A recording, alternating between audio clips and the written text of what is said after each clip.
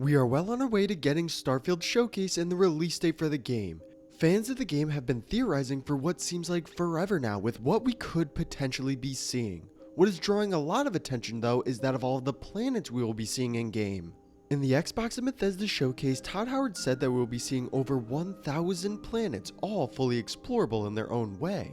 And what is up guys, Andrew from the Den Men here, and today we will be looking at all of the different planets we know of as of right now, and why you might want to be excited for 1,000 of them to be present in Starfield. With all of the latest information, now is a good time to take an in-depth look into everything we will be seeing, so if you are excited, make sure you hit that like button and comment what you want to see from planets in Starfield. But with that being said, we have a lot to go over, so kick back, strap into your seat, and let's blast off into today's video. Starting off, let's take a look at some of the planets that will play a big part in the story of Starfield. First one on the list is the planet of Jemison. This one houses the capital city of the United Colonies with the city of New Atlantis. As far as we know of right now, the surrounding areas of Jemison is mostly forest and rocky mountains. This will most likely be a more advanced planet, with the city of New Atlantis being a focal point in the settled systems. It is already confirmed that the whole of the planet will be explorable. Whether that means that we'll be able to find a lot of different secrets hidden throughout is still unknown, but the entire world will be able to be seen from edge to edge. Next one up is the first world we got to see in the gameplay showcase with Cree. This location is home to an abandoned research facility that we see from the gameplay, but mostly consists of barren lands with rock formations scattered throughout. This is exactly what you would expect from a desolate moon and is very reminiscent of a lot of other space sci-fi adventures. We did get to see a couple of alien wildlife that were found on the moon with crab-looking creatures. To say the least, these look unique, and I'd be interested to see what other ones we can find on Cree. There are two other major planets outside of the system of Sol, with the one that houses Neon and the world with Aquila City.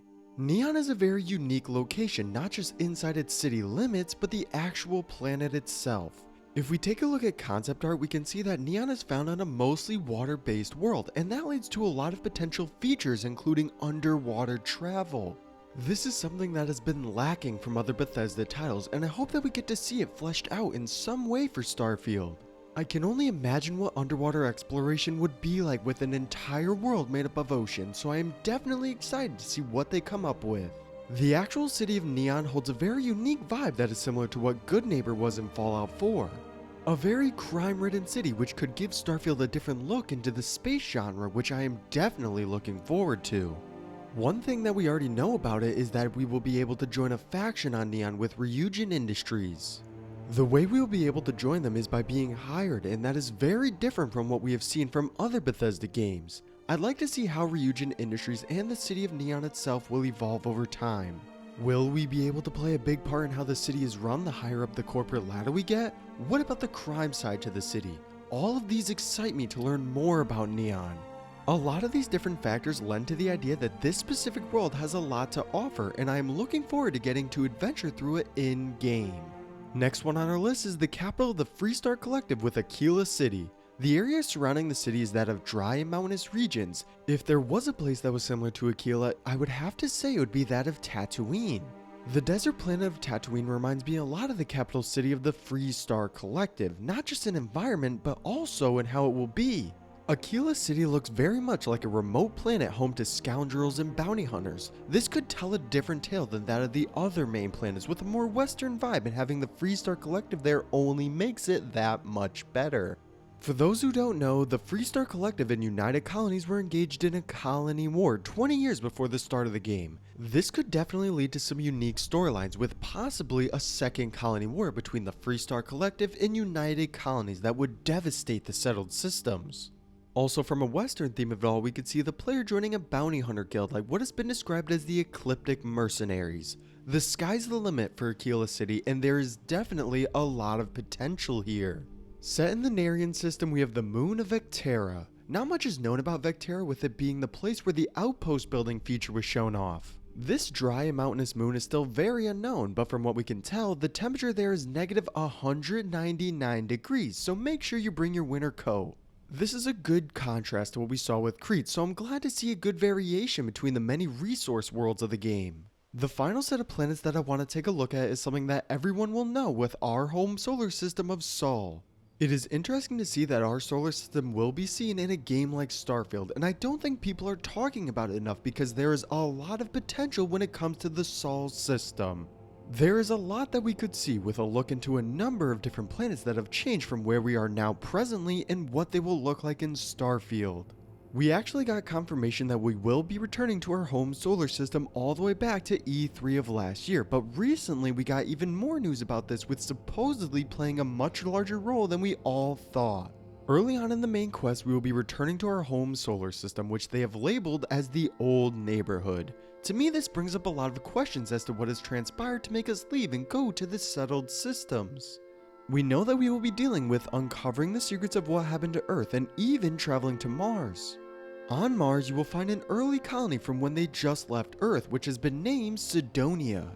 We do see a little bit of it during the E3 showcase with the settlement in the Mars rover, but there are still many secrets to uncover as well.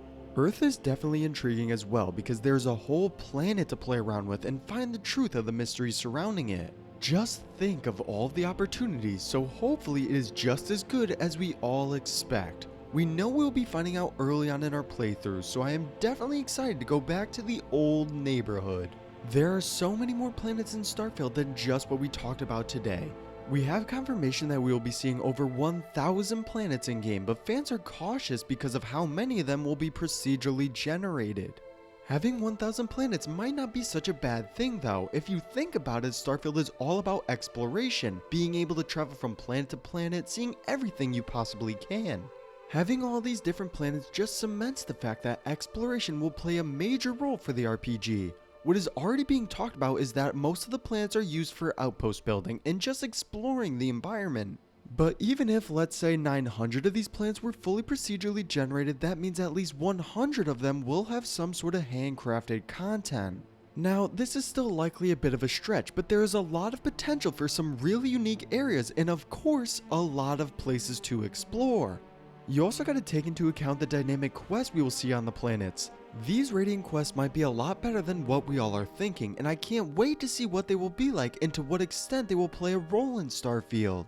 What gets me the most excited though is the potential to travel to those farther systems and planets and being able to find something that another player might not. It really feels like it will be a community effort to find the littlest Easter egg on the edge of the game. That right there is why Starfield seems so intriguing, and I hope there are a lot of moments like that out there. Another great feature comes not from Bethesda, but from modders. With over 1,000 planets, that means we can be seeing a lot of different mods for each planet that won't overlap with each other, so for that reason, I will definitely be taking a look into a couple of unique mods we will certainly be getting. Starfield has a lot of potential to be a great game, not just from its RPG roots or the number of factions we will be seeing, but also in its planets. We will be seeing over 1,000 of them in game, and hopefully there will be a number of hidden secrets throughout all of them. I'm hoping we get to see more in-game looks into all of them at the Starfield showcase, but for now we will just have to wait and see what is to come for the planets in Starfield. But that is all for me now though guys. If you enjoyed the video, make sure to leave a like and subscribe. Comment any videos you want to see in the future, and I'll see you all next time.